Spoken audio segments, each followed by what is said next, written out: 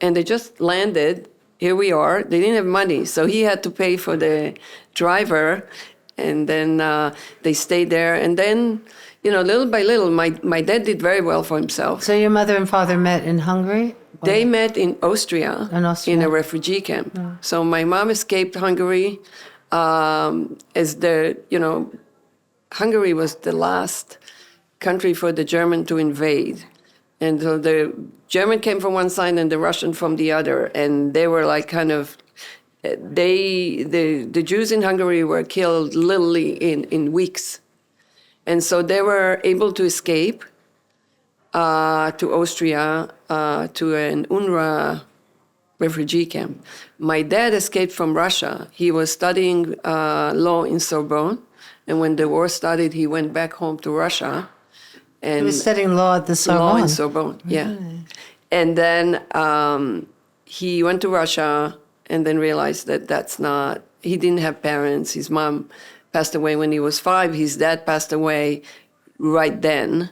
So he started to move towards Austria. He knew that he had a brother in Israel, so he was trying to get there. Met my mom. 2 weeks later, got married and moved. So she didn't even know him. She knew him for 2 weeks. Yeah. But when you think that she, what she went through, and then to get to Unreal. A foreign country, how many children? You and another? So me and my sister, who was 8 years older than me. So she was born 1941, and I was born 8 years later. Yeah. No, it's been basically the story of the establishment of Israel. My parents. What age did she leave Hungary? She was 23. Yeah. So she really had that. She had a little recipe book that she brought with her. Do you have it? I do, but it's in Hungarian and I can't read it. Oh. But I do keep it. You should get it translated. I always say that I remember the guests them all. That we've done, quite a few of them have had books from their mothers when they went to university, from their grandmothers. Right. And I think that having those recipe books is giving, part of the history, part of the tradition. Yeah. Tell me more about the book. So I actually used to watch her. Yeah. Where she was cooking. So it's all in my head. I can't read her book, but I can imagine what's in it. I'm sure there's more than what I remember, but I remember it was pretty much a routine. Like she didn't experiment much. She cooked the classic dishes. And then we had a grandma in our building. She was a Romanian, and she taught her a lot of bakery, like baking goods. So she experimented all these cakes, which one of them I carry, and I think they're actually giving the recipe of that cookie tonight. Are you? It's almond crescents cookies that she used to make. I just added some lemon to it, and so I twisted it a bit. And then I pretty much, I do the stuffed peppers from her recipes. What do you stuff them with? Ground meat with rice, cumin, or a lot. She used to do a lot of paprika, and she was basically cooking most of the time. My dad was busy from 6 to 8, but he would come in at 12 to eat the main meal, and I would come back from school at 2. So literally from 12 to 3, she was basically serving food. Was she happy, do you think? She was very happy. Yeah, she was very happy. I mean, she loved being in a country that she felt free. Yeah.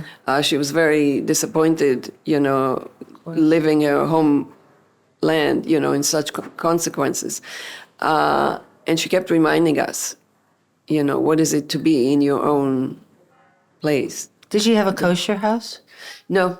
Most Eastern European Jews that came after the war lost their religious faith because of the Holocaust and were not observing. So actually, as a child, I've never been to a synagogue. They were completely secular. Yeah. Liberal. But she brought the food with her. She brought the food with her. And food is, I teach my daughters, I think there's something about, if there's no religious, there is food. Yeah. I think that's something to hand from one generation to the other. And I think it has been, because when we talk to people, it's many people who we talk with remember the food of their grandmother. Yes. Maybe sometimes more than their mother. And I'm very touched by the idea of this book that your mother had. And did she make it for you, or did she make it for herself? So that was herself, for herself. I made, now I'm actually in the process of me and my daughter, we're writing the same book. She writes it in English and I write it in Hebrew. And none of my kids. Tell me about it. What is it? So it's just all the recipes that I ended up doing because I've collected so many. So I've as I said, born with my mom cooking mostly Hungarian. My dad injected his. Did he cook? He didn't cook. He made a delicious salad. That was his thing. And then you have to tell him how delicious it is because when he was done, so, and if you didn't tell him it was the most delicious thing.